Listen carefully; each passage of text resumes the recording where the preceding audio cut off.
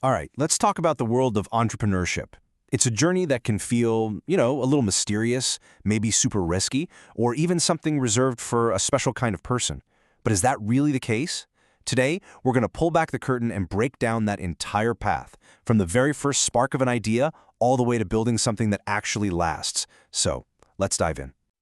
We've all heard this one, right? This old saying. It puts all the focus on the invention, on the product, on the thing. It makes it sound like a great idea is pretty much all it takes for success to just find you. But honestly, that's only half the story. Because what if we're looking at this all wrong? What if the real magic isn't in the what, but in the who? The person with the vision, the drive, and the sheer grit to see it all the way through. That's where we're going to put our focus today, on the person behind the idea. Okay, so to get us started, let's get on the same page. What does it actually mean to be an entrepreneur? The answer, funny enough, is hidden right inside the word's origin.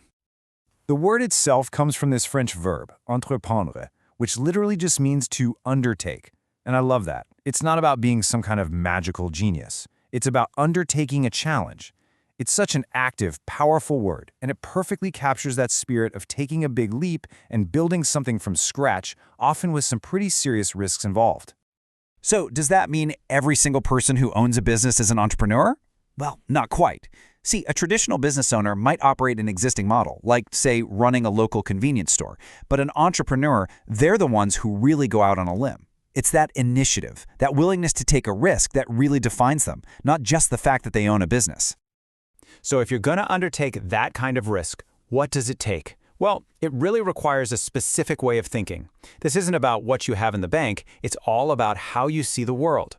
It's about building what we're going to call the Mavericks mindset.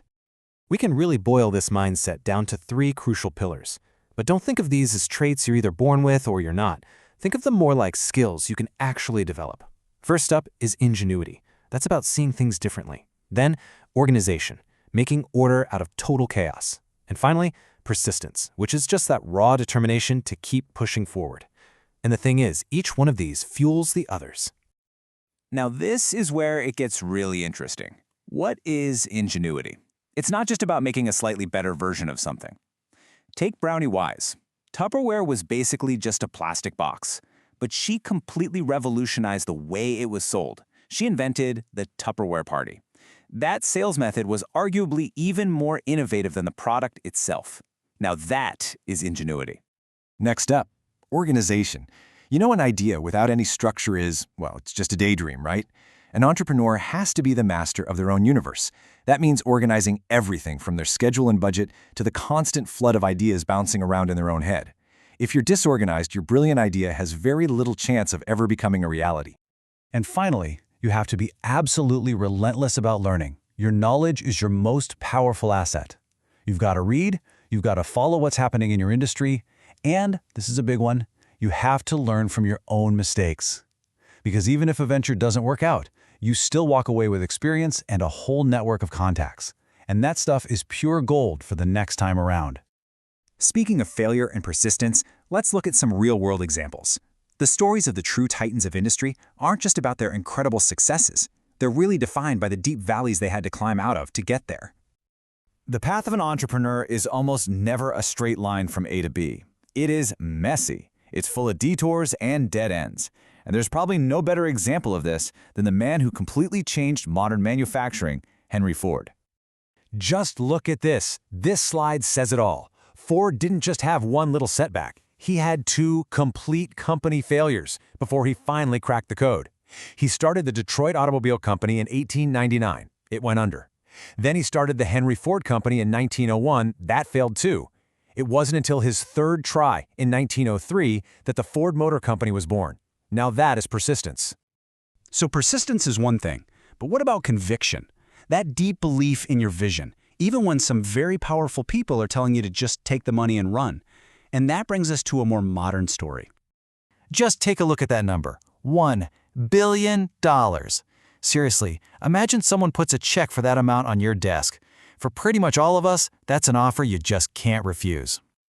But back in 2006, that is exactly what Mark Zuckerberg did. He was only in his early 20s, and he turned down $1 billion in cash from Yahoo because he believed his company was worth so much more. That kind of foresight, that kind of self-belief, that's a true hallmark of the Maverick's mindset. Okay, so we've got the mindset. Now, what about the practical tools you need to pack for this journey?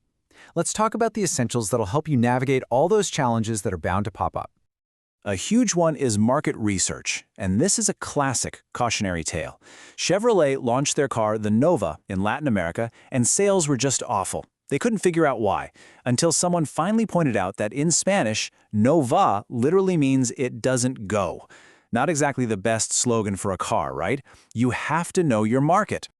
So what's the big takeaway here? You need a toolkit. And that includes a flexible plan, because as Henry Ford showed us, your first path or even your second might not be the right one. It means building a strong network of contacts for advice and support, because nobody does this alone. It requires that commitment to always be learning that we talked about.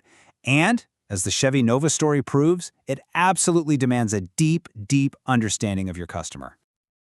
Okay, we've defined the entrepreneur, we've explored the mindset, learned from the titans, and we've even packed our toolkit.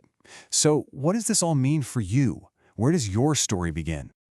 The thing to remember is that this journey isn't a destination. It's a cycle, a continuous loop. You try something, you might fail, but you'll learn. You use that new knowledge to try again, you build on your successes, and you're constantly getting ready for whatever's next. It's all a process of evolution. And that brings us right back to where we started. That word, to undertake. Yeah, the path is filled with risk. There is absolutely no doubt about that. But as we've seen from titans like Ford, failure is often just a stepping stone. The only real failure is choosing not to start the adventure at all. So the question is simple. What will you undertake?